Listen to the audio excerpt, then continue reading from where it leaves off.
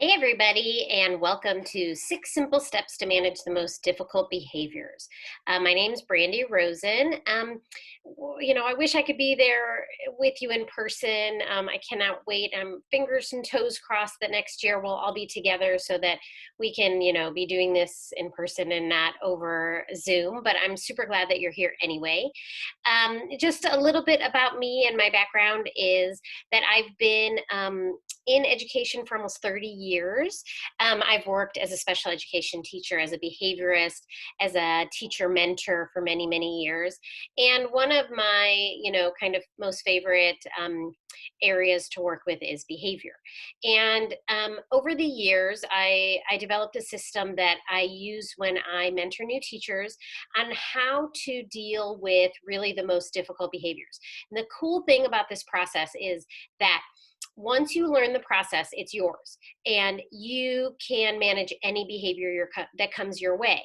A lot of the classroom management systems that come across your desk are really designed to deal with really what I call kind of the easy behaviors that ultimately don't need very much of an intervention. And what I've found over so many years is that this is the one thing that really causes the most frustration to teachers because they feel like they have a system that should work. And it does for about, 92% of the kids. But those other 8% of the kids, those are the kids that take up all of your time as a teacher. And those systems are not designed to work for those kids. So I really, my whole focus is focusing on sort of those 8%, because guess what, if you get those 8% working productively, the rest of your class is going to fall in line too. So it really comes down to looking at those difficult behaviors. The other thing that I kind of realized along the way is that anytime we get a step-by-step process, we're more likely to be successful with it because it tells us what to do. That's just how things work. So for in the area of behavior, people tend to feel like there is no way to get it so that it's really kind of simple to come up with a plan, because behaviors are complicated, and I'm not saying they're not, they're very complicated. That's why having a simple system makes it so much more helpful. So today, that's what we're going to do.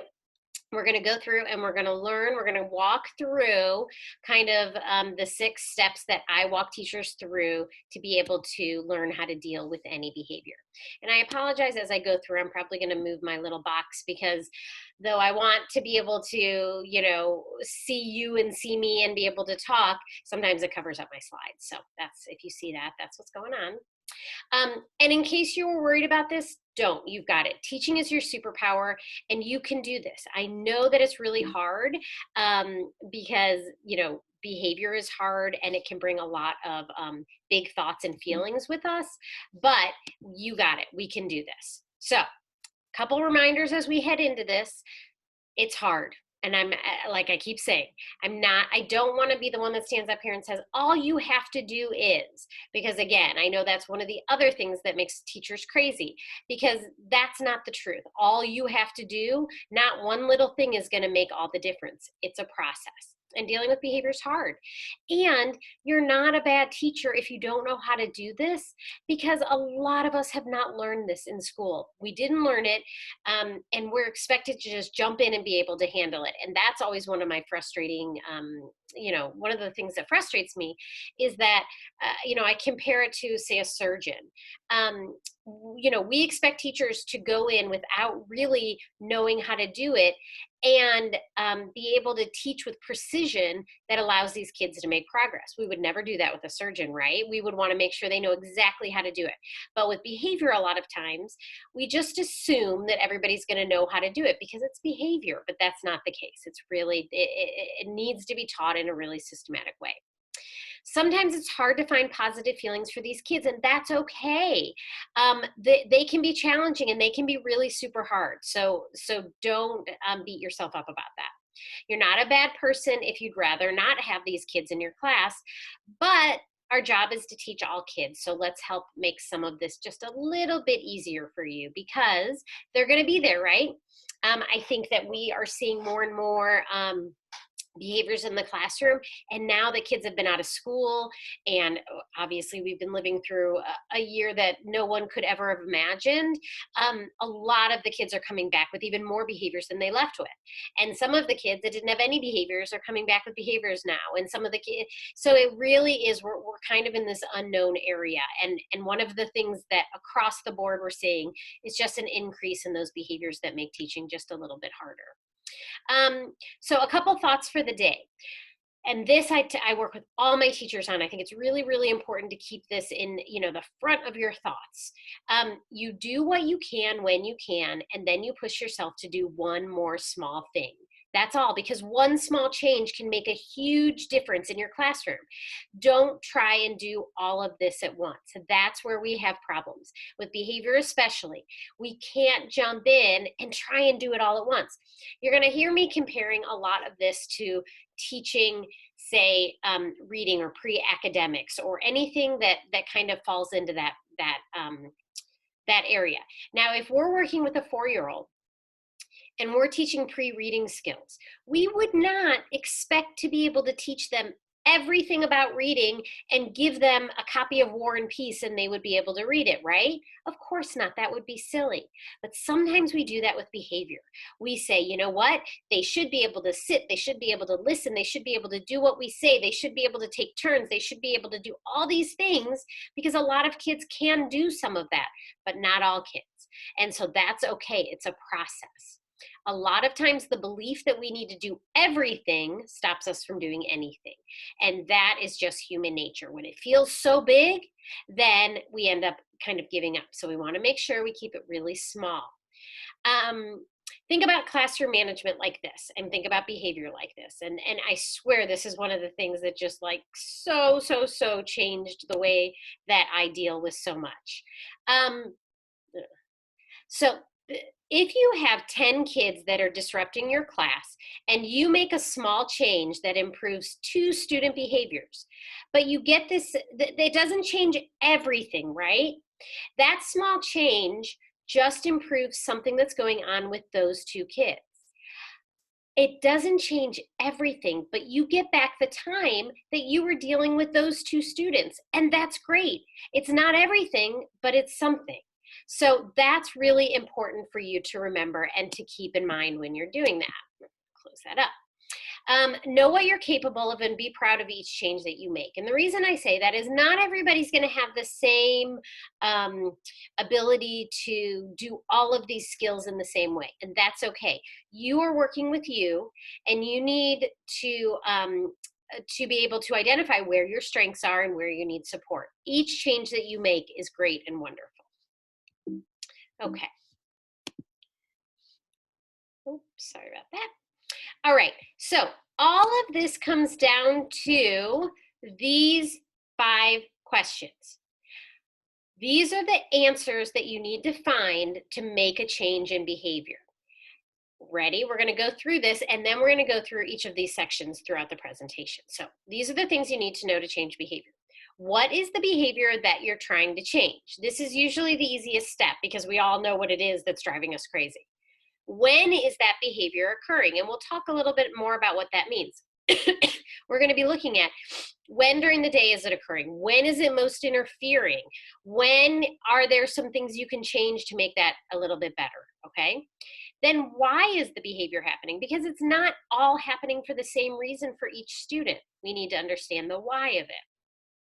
And this is a biggie, and this is the thing we forget so often. What do you want them to do instead? So a lot of times when we're dealing with behavior especially, we spend a lot of time trying to stop the behavior that we don't want to see anymore. But we forget the second half of it, which is, what do we want them to do instead? And then how are we going to teach or change that behavior? How are we going to teach the new behavior to change what the behavior is that we're seeing? So we're going to look at what's the behavior that's interfering, when is that behavior occurring, why is it happening, what do you want them to do, and then how are you going to teach that new skill? And then we wrap that all up with a nice ribbon of reinforcement. A lot of times what happens is we figure out what it is we don't want, and then we jump to the reinforcement section, which is great. I'm all for reinforcement. But the problem is we've skipped some of these pieces, and what happens is the behavior doesn't change, or it doesn't change for any extended period of time because we haven't put in all this information. So we're going to go ahead and jump in and look at all of those sections. Okay, so the first thing we want to do is figure out the what, or what is it that we don't want to see anymore. All right, so I want you to take a minute to use, well, you don't have to use it, but there's a behavior list that was uploaded that you can use, but don't feel like you have to. I want you to just take 2 minutes to list out all of the problematic behaviors you can think of in your class, or current or past, even if you don't have any right now, but you're just getting ready. I'm sure that, we've all had some behaviors to deal with. I want you to be as specific as you can be in describing them. So calls out without raising hand versus out of control. We're going to talk a little bit about that because out of control can mean a lot of different things. Calling out without raising their hand, not so many different things, right? And then I want you to put them in order from the most interfering to the least interfering, and then circle your top 2. Those top 2 behaviors are going to be the ones that I want you to kind of focus on and think about as we're going through this presentation. So go ahead, take 2 minutes and do that activity real quick.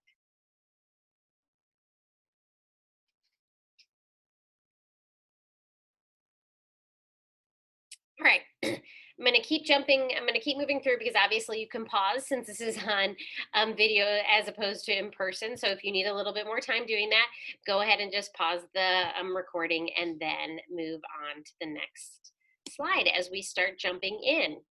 Okay, so first thing we're going to do is we're going to be as specific as possible about what it is we don't want to see anymore, right? This is the interfering. This is the behavior that's getting us going. Okay, so we want to be as specific as possible. We also want to prioritize what is most important.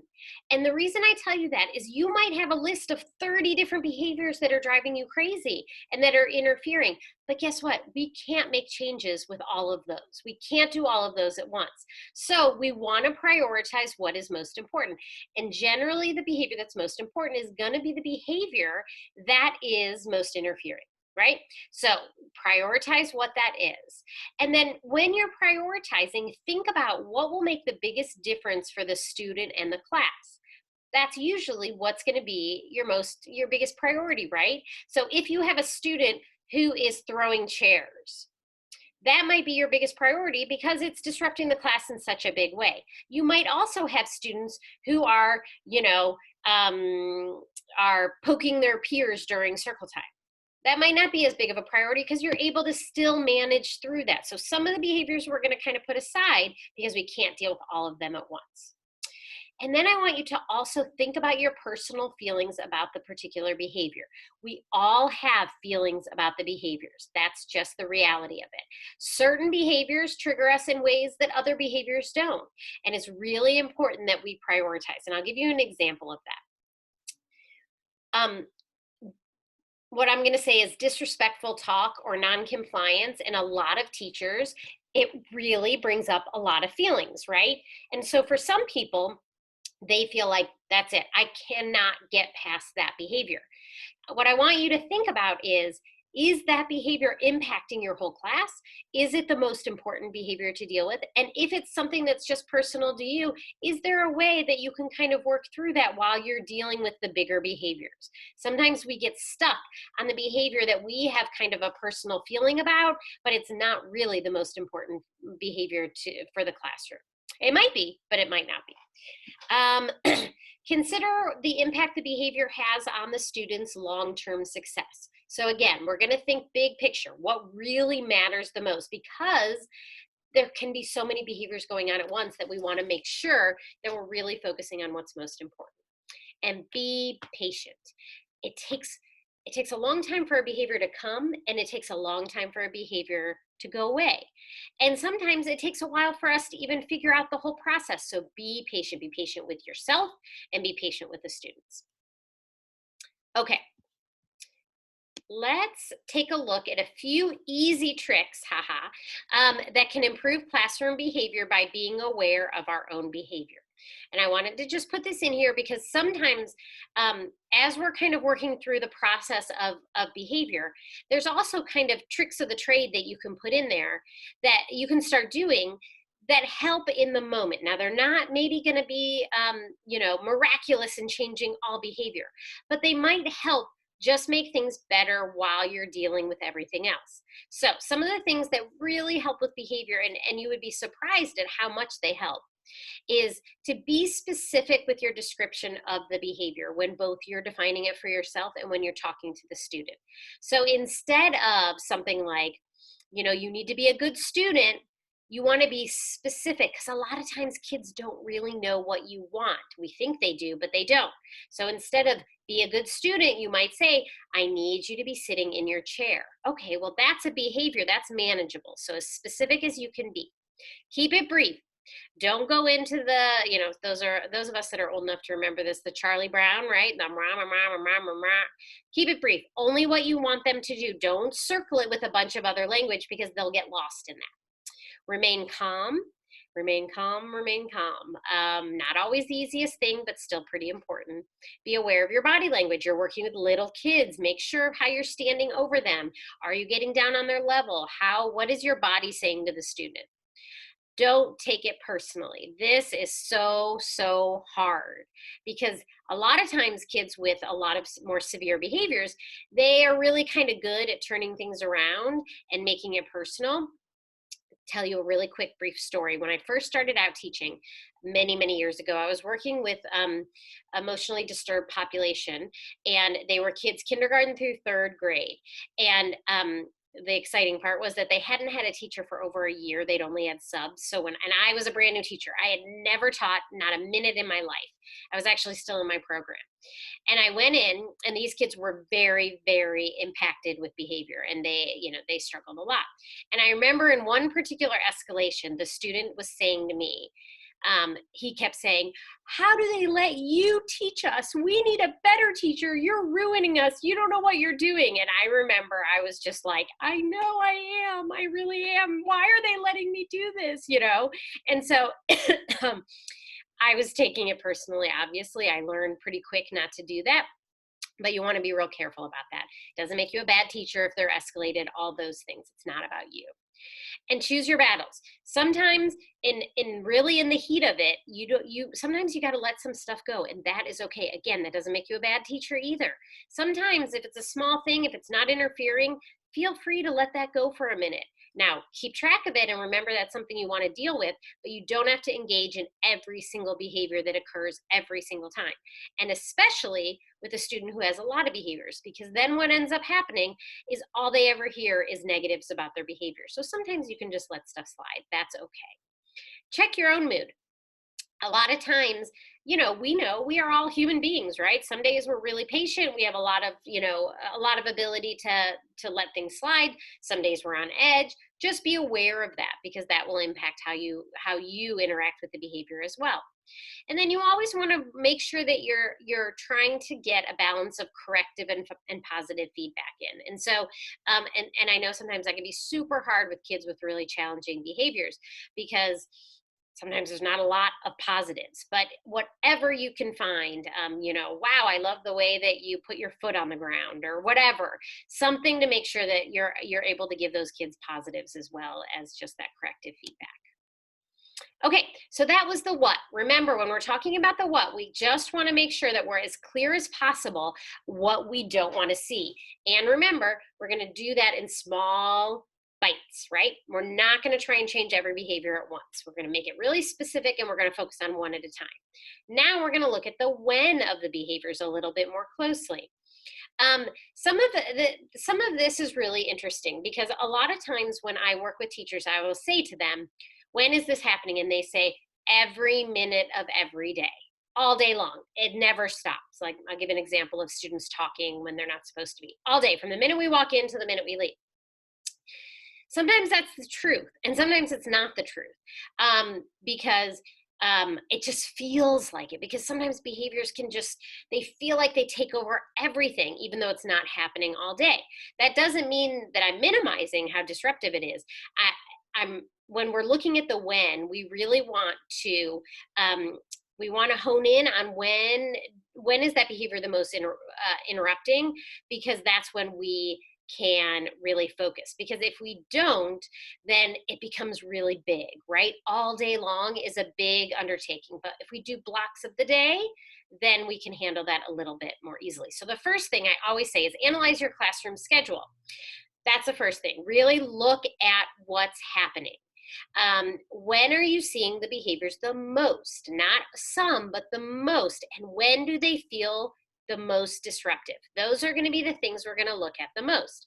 Because maybe you see the behaviors during 4 times of the day, right? Throughout some of the day. But you know what? This particular behavior during free play, it's not really that disruptive. But during circle time, it's super disruptive. All right, well, we're going to leave that free play time alone, and we're going to focus in on the circle time, because that's when it's disruptive. It doesn't mean we won't get to that other time, but again, we want manageable bite size, right? We want things to be a little bit more manageable. All day, too much. Parts of the day, perfect. One hint when you're looking at the when of behavior is, can you change your schedule as a first step to making things better? And the reason that I say that is sometimes when I sit down with new teachers, especially say with little ones, right? And we start to look at the schedule, and what we find is that there's one period of the day where the behavior is really disruptive. And what we also find about that time of the day is that it's the longest sitting period. That's when they have to sit the longest. So we can just switch that a little bit, or shorten it, or put a break in, or do something like that. We may see that behavior totally disappear. If not totally, a lot of times we'll see a decrease in it.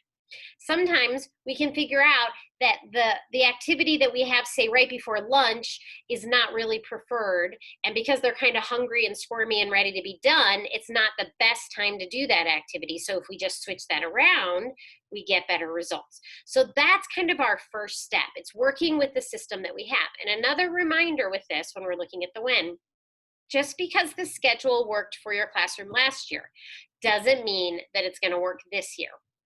And that's something we forget. All of this comes into that conversation. So you might have had a classroom last year where the kids could sit longer, but this year you can't. They don't work that way. So we need to change that schedule to fit the group that we have. And then once we figure all of that out, we want to just pick 1 to 2 times a day to really focus on those behaviors. We don't want to try and do it all day. So when I'm working with teachers, I'll say, pick those top 2 times. Okay, I really want to work at circle time, and I really want to work at the transition at the end of the day. Okay, let's put those 2 programs in place and ignore the rest, or do whatever we have to do with the rest, even if it feels kind of yucky, because we're letting some things go that we wouldn't normally. But if we can make that powerful change during those 2 times, the good news is we'll be able to change it across the whole day much more easily once we get those more disruptive times under control. Remember, trying to change behavior over a long period of time can leave you feeling frustrated, and it can lead to stopping a program that could work if broken down into smaller time frames. I'm going to tell you this really critical piece of dealing with behavior. The majority of the time, we stop a good behavior program before we actually have given it a chance, because we think it's not working. In general, I tell all the folks that I work with, give everything 2 weeks. Don't stop a program, even if in your gut you're like, there's no way this is working. Don't change it for 2 weeks, because it might work. And if it doesn't work, you're going to at least learn, what do you need to do to change it up to be able to do it better.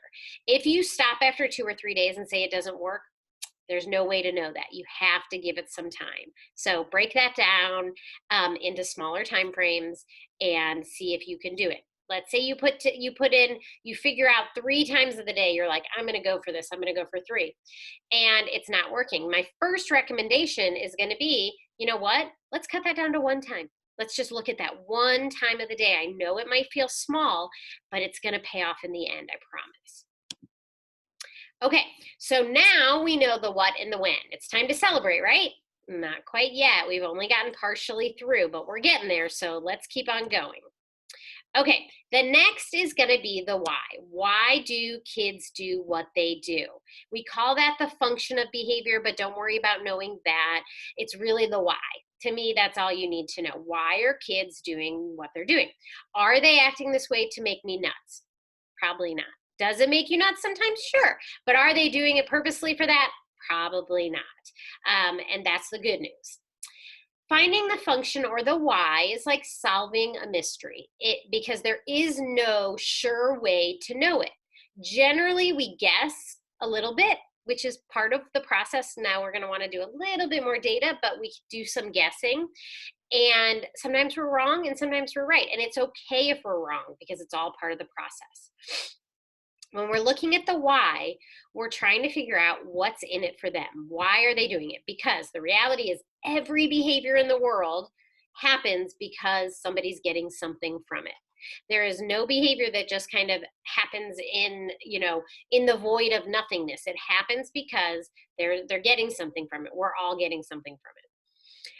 So why is it important to understand why they're exhibiting the behavior? The reason it's so important to understand the why is because if we don't understand the why, then we're not going to know what we need to do to change it to a different behavior. Because if we have a behavior and we try to change it and we're wrong on why they're doing it, that behavior won't change because they're still going to be trying to get what they need out of that behavior.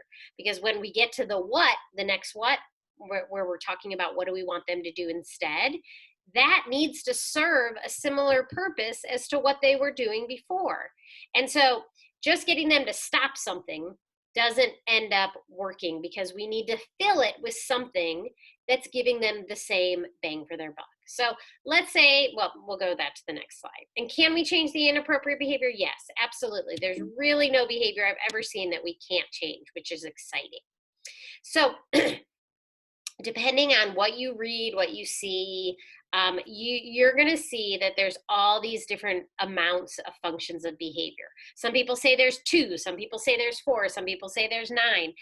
These are the ones I have listed after 30 years. These are the ones that most of the time we run into as teachers. So these are the ones that I focus on because this is what we have to experience the most. And so when I'm looking at this, what I mean by this is that this is what they're getting out of the behavior that they're showing you, right? The behavior that you're trying to change. So attention, right? So some of the behaviors they do are to get attention. Some is to escape or avoid something, to not have to do something.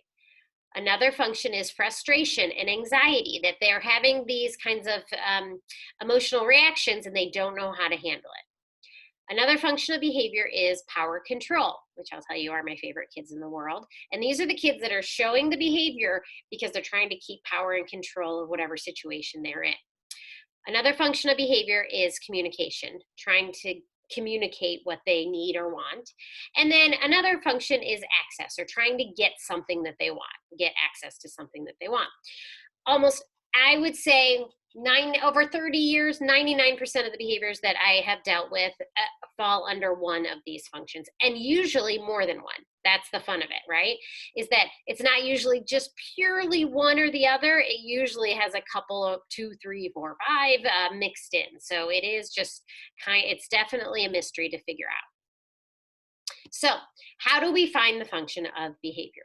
Now, I want to remind you that what I'm giving you is kind of an overview of the information on the steps to be able to work through the behavior. Obviously, it takes more support and time to go through each of these sections. So though it might sound like I'm simplifying it, I'm only simplifying it obviously for the setting that we're in, but there's much more information that can go into it. So how do we find the why? How do we figure it out? Well, I wish that I had a really super easy way. Like I wish I could give you a worksheet and then you could just be done with it, but that's not how this piece works. We have to collect data and then we try different things until we find the things that work to change the behavior. And I say it's just that easy and it's just that hard because it's not clean cut, but it is pretty straightforward. And when I say collect data, trust me when I'm telling you, I'm not saying some complicated data form. Not at all. I'm telling you to be as simple as possible, just so you have some information. So if you have a student who is, say, calling out all the time as a behavior, then you might just have a little tally on a piece of paper near you to be able to kind of keep track of how often it's happening. And you're able to see what's happening around that time. And that's going to be the important information. And so you might be kind of taking a little bit of information. And what you think you find out is that anytime you're in a large group and other people are being called on, then they call out and you think, I bet the function of that is attention, right? So when you move through the next steps, you're going to try some interventions that go with the function being attention. Well, let's say it comes back and that's not working. Then we might need to shift back and look at that. Maybe that's actually a function of power and control, that really they just don't like that you're in control of the class during that time. And so then we have to do some different things. And that's okay. That's how this works. We have to give it the kind of the attention that, that we need to do. Okay, so let's see. Sorry, went back a couple slides. Okay, so I wanted to give you some specific examples of things that you can try to find, that you can try working with students once you know the why, or once you know the function of the behavior. Now, again, this is super simplified, but it might be some things you can jump in Monday morning and try and see if it works with your students. So let's say that you find out that the why or the function is attention for a student. Some things you can do right off the bat without doing anything else is give minimal attention to that behavior. You want to ignore the behavior, but not the child, okay? Because that's really important. We want to make sure that we're identifying it's the behavior that we're not, so thrilled with, but it's not the child. Limit eye contact. Don't engage in conversation. These kids can be masterful at like trying to pull you in and engage and talk and chat. Don't engage during that particular behavior because you don't want to reinforce that. You want to remain calm. And then when we haven't gotten to it, but we're going to jump into the how, we want to teach the students the appropriate way to gain attention, right? So it might mean that we stop, we do some lessons, we role play, we practice, we show raising hand or holding up a card or whatever you're doing, but we want to teach it. Don't ever assume that a student knows how to do this. Even the most obvious behaviors, don't assume that they know how to do it. Always lean towards teaching. Okay, so escape avoidance. What can we do when we have a student who is doing things to escape or avoid? So the behavior should result in minimal escape from the space or the task. That means if they're trying to avoid, the best thing is they don't get to avoid it, because if they avoid it, then they're going to do that behavior more because it worked. You want to work through that behavior when possible, and that behavior shouldn't end the task. So a way to deal with this, though, because sometimes we get stuck in a huge power struggle with this, which is not something that we want to do. Sometimes you can think of other ways that a student can complete the task. It might mean that they do it in a different area. It might mean they stand up. It might mean that they do less of it. Think of other ways so that still they're not avoiding the task, but you also aren't sitting there for 7 hours to get them to do it. And then ultimately, you want to teach appropriate ways to avoid. Not really avoid, I use that word and people are like, no, they can't avoid the task. But we all have skills like that, right? We all have skills. If we don't feel like doing something or we don't want to do it, we have appropriate ways. It might be that we prioritize and we do something else first. It might be that we get up and we go for a walk. It might be that we go get a drink of water and then we come back. So all of those are appropriate skills for a student who's trying to avoid something. Okay. Power and control, like I said, my favorite kiddos.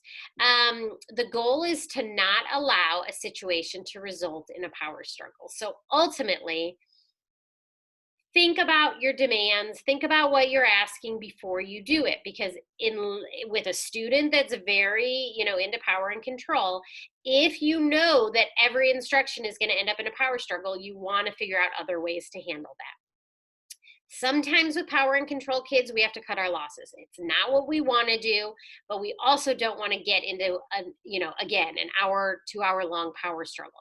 Sometimes we may just drop that right then, but in our minds, again, we're remembering we have to come back to that skill because that's a problem. Sometimes you can get compliance in other ways. So you might not get a student who will do this because they're trying to get control, but they might do something else, and then you've still gotten kind of the completion of what you needed to do. Keep your perspective. What's the goal? What's the big picture? Is it in this moment critical that they color that one picture? Is that the big picture of what you care about? It might not be. And so if it isn't, let's prioritize. Let's keep perspective. We might let that slide and come back to it because we don't want to get locked into it. And really think about your feelings about power and control. Remember how I said that there's certain behaviors that kind of trigger a lot of us. Power control kids are definitely those kids because we feel like they should just be able to do what we tell them to do. So be really aware of your feeling about that. And then have a backup plan in place when possible. If you know that this could possibly cause, a whole behavioral issue, have a backup plan that you can jump into instead of getting stuck in the power into the struggle. Sorry. Okay. So those were just some examples for you to, give a try before you even jump into all of the, process that we're going through. Okay, now we're going to move into the what. So remember, we started with the what don't we want them to do. Then we moved into when, then we moved into the why, and now we're going into what do we want them to do instead. So these last two sections are the sections that a lot of times get forgotten because we're trying to stop the other behavior, but we forget to put in what we want them to do and how we're going to teach that. So that's what these pieces are, and they're so, so, so, so important. Okay. It's critical that we define and are very clear what we want them to do instead of what they were doing before. We want to be as clear as possible. These can be incorporated into rules and procedures. It's a great way to be able to include what we want them to be doing instead. Sometimes it needs to be taught separately as a standalone behavior, and that's okay too. And then sometimes we can teach that as our rules and procedures. This can be the hardest part of classroom management for teachers because teachers have an expectation. I would say adults have an expectation that kids should be able to display developmentally appropriate behaviors without us doing anything. But the reality is a lot of kids come without that skill, and so we have to teach it. So don't assume that students know what to do. Don't assume that students know how to do the skill. Don't assume that putting it on the board will be enough for them to display the skill or posting it on a poster. Don't assume that all students will learn these skills and behaviors at the same rate, even when they're the same developmental level or the same age. And don't assume, this is a biggie, that even if they can show the behavior one day, that they'll be able to show it again the next day. Now, again, you're working with littles, and so we know that about everything. Their learning is inconsistent. They're not generalizing their learning yet. And so for behavior, yeah, they might be able to do it when they've had the right amount of sleep and they got breakfast and it's from, they get to work with their favorite teacher and they, have their best friend with them. But the next day, it's the teacher they don't like that much, and it's with a group that has that one kid that he doesn't get along with, and his mom was rushed and didn't get breakfast out. Though that does not mean he has that skill in that setting. It means he might have it when things are ideal, but he doesn't have it in the next setting. So keep that in mind. All things to remember helps us to not get so frustrated as we go along. Okay, so now what I want you to do is either, again, pause the computer or do this afterwards. Go back to the two behaviors that you identified as your most problematic behaviors, and let's figure out what you want them to do instead. So what I want you to do is define what you want the student to do instead of that behavior. Be as specific as you can be. And these are the behaviors that are going to then move into the how. They're going to be the behaviors that you teach. So what I want you to do is really go back to those two behaviors. So if your behaviors, the most disruptive was, throwing toys and screaming no. Now, We know what we don't want them to do, but we need to know, what do we want them to do instead? That's what this what is. What do we want them to do instead? So for example, what we don't want them to do is call out. What we want them to do instead is raising their hand. See how that shifts it. So we may have, gotten it under control by getting them not to call out. But guess what? They're going to fill in that behavior with something no matter what. So either they're going to learn the right thing to do, or they're going to fill it in with something else. So I'll give you a quick example. So let's say the skill is calling out. And maybe you even set up a reinforcement program so that everybody that doesn't call out gets a reinforcement, right? Well, little Johnny, who struggles with this behavior the most, at the beginning, he might have been able to keep it under control, and he stopped calling out. But nobody taught him what they wanted him to do instead. Now, obviously, a lot of times you'll say, everybody knew what to do. I did teach them. But he didn't get it. And that's the one that really matters. So instead of calling out, guess what he starts doing? He starts throwing crayons, because he stopped doing the calling out, but we didn't fill it in with what we want them to do, what we want him to do instead. So guess what? He picked something new. And generally they're going to pick something worse than they did before.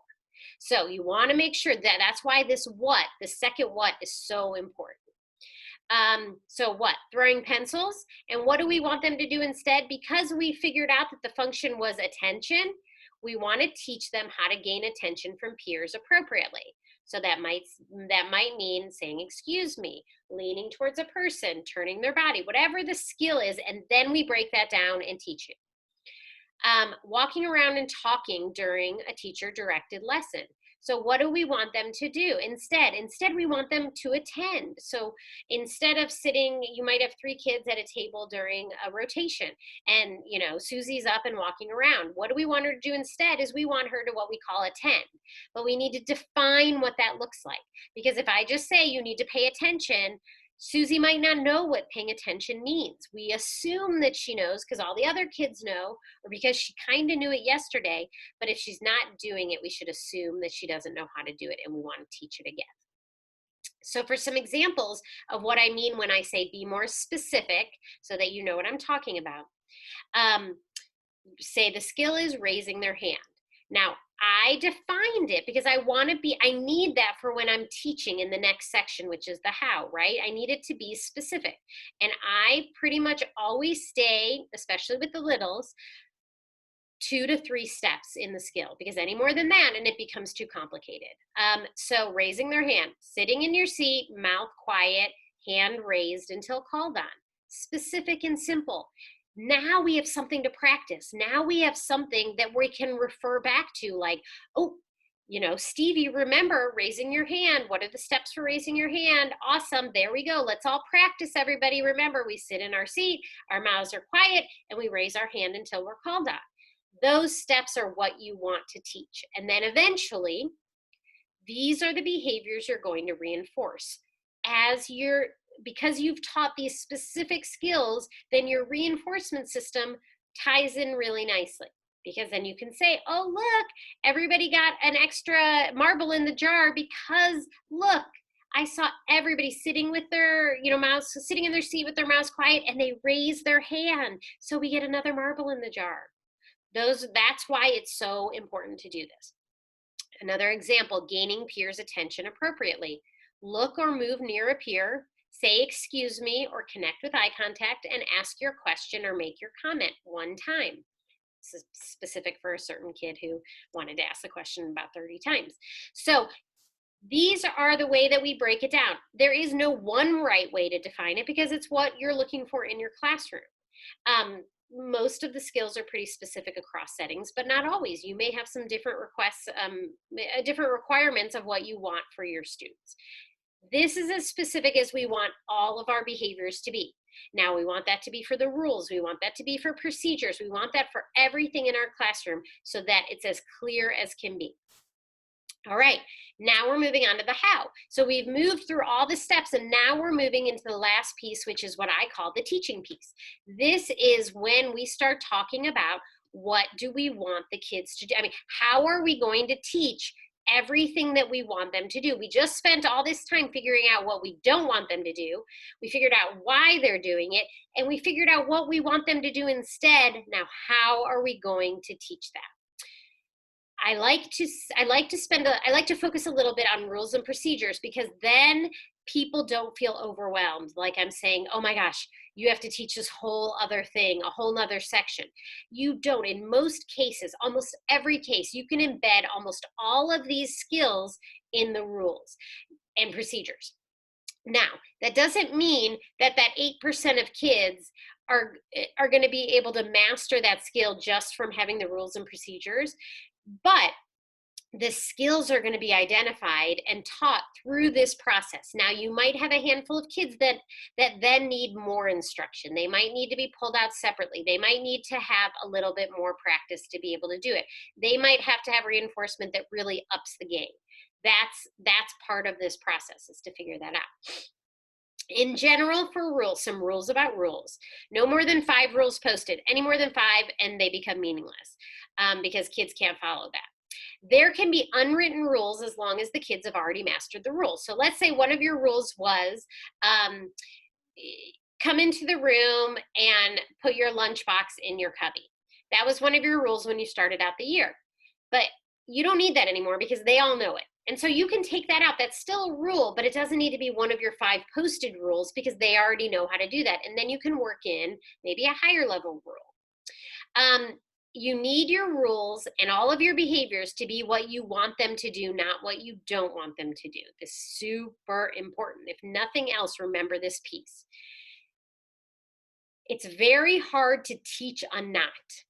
It's much more effective to be able to teach a what you want instead. So again, remember what I said about them filling in the behaviors if we don't put it in there. If we look at sitting quietly versus no calling out. If we say no calling out as our rule, guess what? They can fill that in with everything that they want, and they're right, because we didn't specify. So they might not call out, but they might poke you. They might come up and poke you, right? Or they might throw something at you. Well, that wasn't included in the rules because we only did what we don't want them to do. And so instead, when we may want to say a rule is sit quietly when the teacher's speaking. And so then we're going to define that. And there'll be 3 steps to that, 2 or 3 steps that show exactly what we want to do. Stay away from the not and fill it in with what you want them to do. General rules versus specific rules. These are, and so remember at the very beginning I talked about that the classroom management systems tend to be kind of focused on the kids who don't really need a lot of intervention, and that's why they don't end up working for kids with more involved behaviors. And this is part of the problem. So when we look at the rules, and I like to call, these are the rules that you get printed out from any teacher store, right? And they're respect others, be polite, be everybody's friends, be kind, those kinds of rules. Those rules are meant to be for kids who don't really, this sounds silly, who don't really need rules, because they're going to primarily do those things anyway. Those general rules don't do very much to help kids who actually need help with behavior. So I stay away from those general rules as much as possible. And I focus on the specific rules that are typically focused on specific behavior. When you have a question, raise your hand. That's where you're going to get the most bang for your buck. And it's where you're going to be able to set up a reinforcement system that is much more powerful. Okay, so some examples of some good rules are: follow directions the first time they're given. Raise your hand and wait to be called on. Keep hands and feet and objects to yourself. Eyes toward the teacher when she or he is talking. Turn in the homework first thing in the morning. Classroom materials are to be shared. Use what you need and pass it on. When the bell rings, wait to be dismissed, if you have that, obviously. And what makes these rules effective? They're specific, and they tell the student what we want them to do, not what we don't want them to do. Okay, so now another assignment, thinking about, some things you can do to extend this training further and take some of this to look at your own situation. Analyze the rules in your classroom. Do they meet that criteria? If not, what changes can you make? And can you include some of those replacement behaviors or those behaviors that you want them to do instead into your rules? Is there a way to change it up to make that more effective? Again, you can stop and do that now, or you can move on and do that later. Okay, the next thing is procedures, because again, I'm trying to simplify this for you. So instead of a whole behavior system that is separate from your rules and your procedures, this is a great way to get them, to get those, to get that what into an easy way to teach, because we're going to teach our rules, we're going to teach our procedures every year and throughout the year. The first thing we need to look at is our classroom procedures, or do we have our classroom procedures set up to help us run our classroom smoothly? It's one of the, when I walk into classrooms that are like, whoa, that's a rock star class, it's always because their procedures are so clear and the kids are able to move through that classroom pretty much independently because they already know what to do. That's your goal. That's what you really want to do. Procedures are important because they allow students to know what's expected of them. They allow for many different things to be going on in the classroom at once. They increase on task and they greatly reduce classroom disruptions. They allow you to deal with issues that arise outside the schedule, and they allow you to deal with student behavior that falls outside the typical classroom behaviors. So getting your classroom procedure set up just makes teaching easier. It makes your life easier, and it's a much easier way to teach those behaviors that we were talking about. Steps for teaching procedures, rules, and behaviors. Teach, practice, reinforce. Simple. Teach, practice, reinforce. Do it again. Teach, practice, reinforce. That's how we change behaviors. That's how we teach. Okay. Last thing I'm going to talk about is reinforcement. So I said we have 5 questions. Well, we got through that. We answered all those 5 questions. Now we're going to wrap that all up with our reinforcement system, because our reinforcement is our power. What is reinforcement? From a technical term, reinforcement is whatever increases the odds of the target behavior occurring more frequently, and that target behavior is going to be the behavior that you're really focusing on. Remember the 1 or 2 behaviors we started with? And it's also what increases the likelihood of the absence of the problem behavior, right?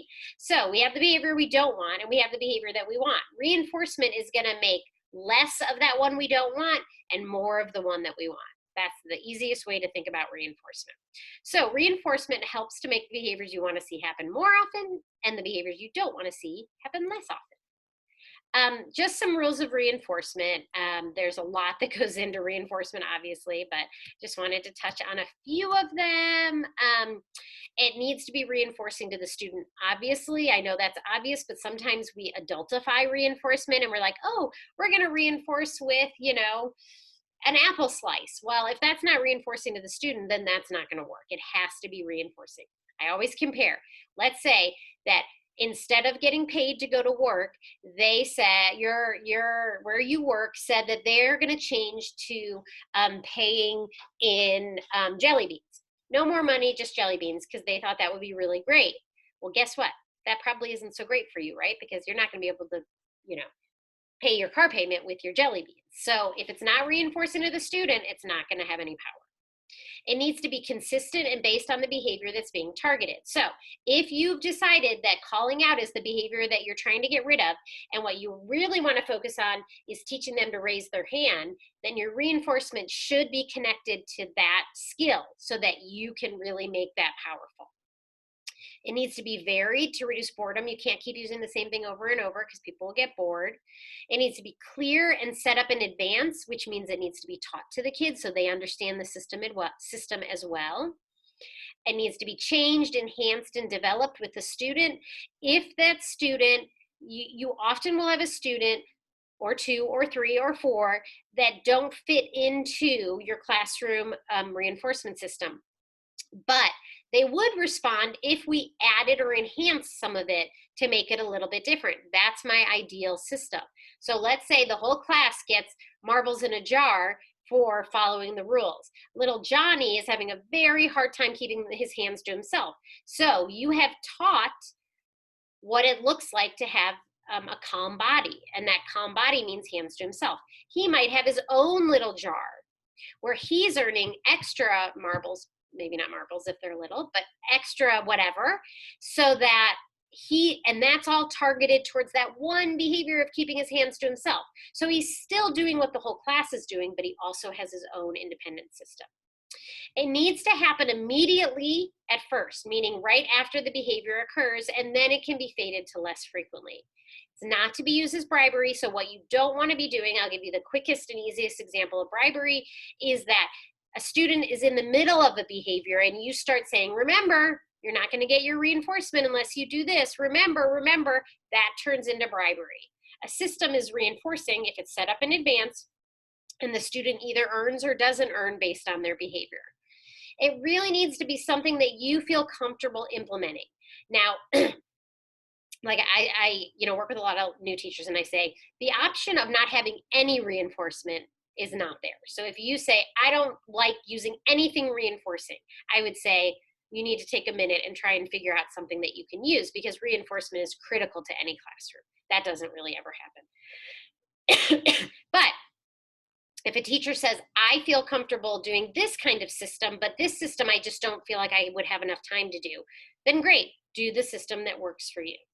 And it needs to be tied to the target behaviors, rules, and procedures that you have in your classroom. If not, then you have a system that's chaotic and it's not going to work for you, and then you're going to feel like it didn't work. Okay, so what are you going to do? I like to break things down into easy steps, right? For reinforcement, you're going to identify the target behavior. You're going to put a plan together. You're going to make sure the student is clear, the student or the class is clear on the plan. You're going to reinforce for the target behavior using behavior-specific language like, look at you, you stayed in your seat, that's so cool. You're going to have the student earn what was agreed upon. Don't go back and change that if you've already agreed to it, and then start over, right? Wash and repeat. Oh, all right, so that's it. That's all it takes. We're going to look at the what don't we want them to do? When is the behavior occurring? Why is the behavior happening? What do you want them to do instead? And how are you going to teach and change the behavior? And then we wrap that all up with a nice ribbon of reinforcement. That's it. Now we get to celebrate. We finished it all. Thank you so much for being here.